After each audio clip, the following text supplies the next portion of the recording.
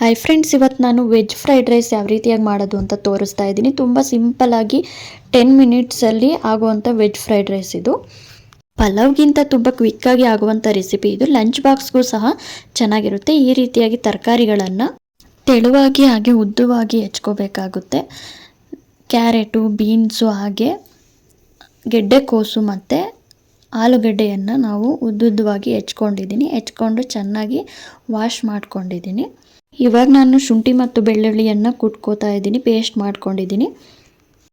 ಒಂದು ಪಾತ್ರೆಗೆ ಒಂದು 3 ಟೇಬಲ್ ಸ್ಪೂನಷ್ಟು ಆಯಿಲ್ ಹಾಕ್ಕೊಂಡು 2 ಟೇಬಲ್ ಸ್ಪೂನಷ್ಟು ತುಪ್ಪ ಹಾಕ್ಕೊಳ್ಳೋಣ. ತುಪ್ಪ ಜಾಸ್ತಿ ಹಾಕೋದ್ರಿಂದ ಫ್ರೈಡ್ ರೈಸು ಟೇಸ್ಟ್ ತುಂಬ ಚೆನ್ನಾಗಿ ಬರುತ್ತೆ.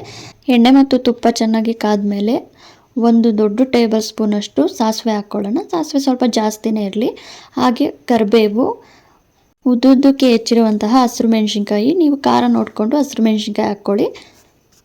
ಮೆಣಸಿನ್ಕಾಯಿ ಸ್ವಲ್ಪ ಫ್ರೈ ಆಗಲಿ. ಫ್ರೈ ಆದಮೇಲೆ ಉದ್ದುದ್ದಾಗಿ ಹೆಚ್ಚಿರುವಂತಹ 2 ಈರುಳ್ಳಿ ಹಣ್ಣನ್ನು ಹಾಕ್ಕೋತಾ ಇದ್ದೀನಿ. ಇವಾಗ ವಾಶ್ ಮಾಡಿ ಇಟ್ಕೊಂಡಿರುವಂತಹ ತರಕಾರಿಗಳನ್ನು ಹಾಕ್ಕೊಳ್ಳಿ.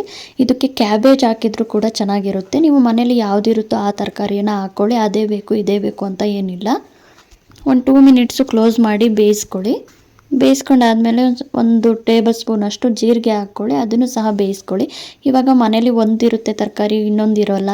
ಆವಾಗ ನಾವು ಯಾವ ತರಕಾರಿ ಇರುತ್ತೆ ಮನೆಯಲ್ಲಿ ಅದನ್ನು ಹಾಕ್ಬಿಟ್ಟು ನಾವು ಮಾಡ್ಕೋಬೇಕಾಗುತ್ತೆ. ಇವಾಗ ನಾನು ಮತ್ತೆ 2 ಟೇಬಲ್ ಸ್ಪೂನಷ್ಟು ತುಪ್ಪ ಹಾಕ್ಕೊತಾ ಇದ್ದೀನಿ. ತುಪ್ಪ ಹಾಕೋದ್ರಿಂದ ಟೇಸ್ಟ್ ತುಂಬ ಚೆನ್ನಾಗಿ ಬರುತ್ತೆ. ಸೊ ಹಾಗಾಗಿ ನಾನು ಮತ್ತೆ 2 ಟೇಬಲ್ ಸ್ಪೂನಷ್ಟು ತುಪ್ಪ ಹಾಕ್ಕೊಂಡೆ. ಇವಾಗ ನಾನು ಶುಂಠಿ ಮತ್ತು ಬೆಳ್ಳುಳ್ಳಿ ಪೇಸ್ಟ್ ಮಾಡ್ಕೊಂಡಿದ್ನಲ್ಲ, ಅದನ್ನು ಇವಾಗ ಹಾಕ್ತಾ ಇದ್ದೀನಿ ನಾನು.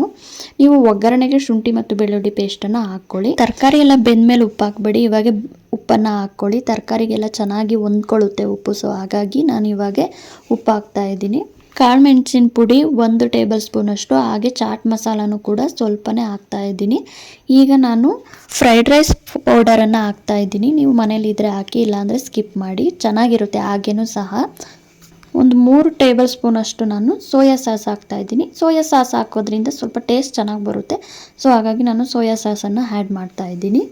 ಇದೆಲ್ಲದನ್ನು ಸಹ ಚೆನ್ನಾಗಿ ಮಿಕ್ಸ್ ಮಾಡಿಬಿಟ್ಟು ನಾನು ಅಚ್ಚ ಖಾರದ ಪುಡಿ ಹಾಕ್ತಾ ಇದ್ದೀನಿ. ಸ್ವಲ್ಪ ಖಾರ ಇರಲಿ ಅಂತ ಖಾರದ ಪುಡಿಯನ್ನು ಆ್ಯಡ್ ಮಾಡ್ತಾ ಇದ್ದೀನಿ. ತರಕಾರಿಯನ್ನು ಚೆನ್ನಾಗಿ ಬೇಯಿಸ್ಕೋಬೇಡಿ. ಇನ್ನೂ ತರಕಾರಿ ಬೇಯಬೇಕು ಅನ್ನೋ ಅಷ್ಟರಲ್ಲಿ ನೀವು ಸ್ಟವನ್ನು ಆಫ್ ಮಾಡ್ಕೊಳ್ಳಿ.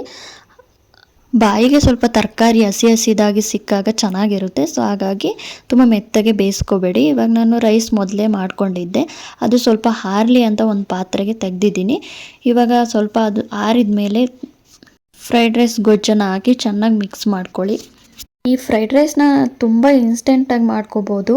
ಸ್ವಲ್ಪ ತರಕಾರಿಯನ್ನು ಕಟ್ ಮಾಡೋದು ಟೈಮ್ ಹಿಡಿಯುತ್ತೆ ಅಷ್ಟೇ. ಇನ್ನು ಒಗ್ಗರಣೆ ಎಲ್ಲ ಏನು ರುಬ್ಬೋದಿರಲ್ಲ, ಏನು ಇರಲ್ಲ. ತುಂಬ ಬೇಗನೆ ಆಗುತ್ತೆ ಫ್ರೈಡ್ ರೈಸು. ಲಂಚ್ ಬಾಕ್ಸ್ಗೂ ಸಹ ಚೆನ್ನಾಗಿರುತ್ತೆ ಇದು. ನೋಡಿದ್ರಲ್ಲ ಹೇಗೆ ಸಿಂಪಲ್ಲಾಗಿ ವೆಜ್ ಫ್ರೈಡ್ ರೈಸ್ ಮಾಡೋದು ಅಂತ. ನೀವು ಕೂಡ ಮನೆಯಲ್ಲಿ ಟ್ರೈ ಮಾಡಿಬಿಟ್ಟು ಹೇಗಿತ್ತು ಅಂತ ಕಮೆಂಟ್ ಮಾಡಿ, ಎಲ್ರಿಗೂ ಶೇರ್ ಮಾಡಿ. ಹಾಗೆ ಸಬ್ಸ್ಕ್ರೈಬ್ ಮಾಡದೇ ಇರೋರು ಸಬ್ಸ್ಕ್ರೈಬ್ ಮಾಡಿ. ಟಾಟಾ, ಬಾಯ್ ಬಾಯ್.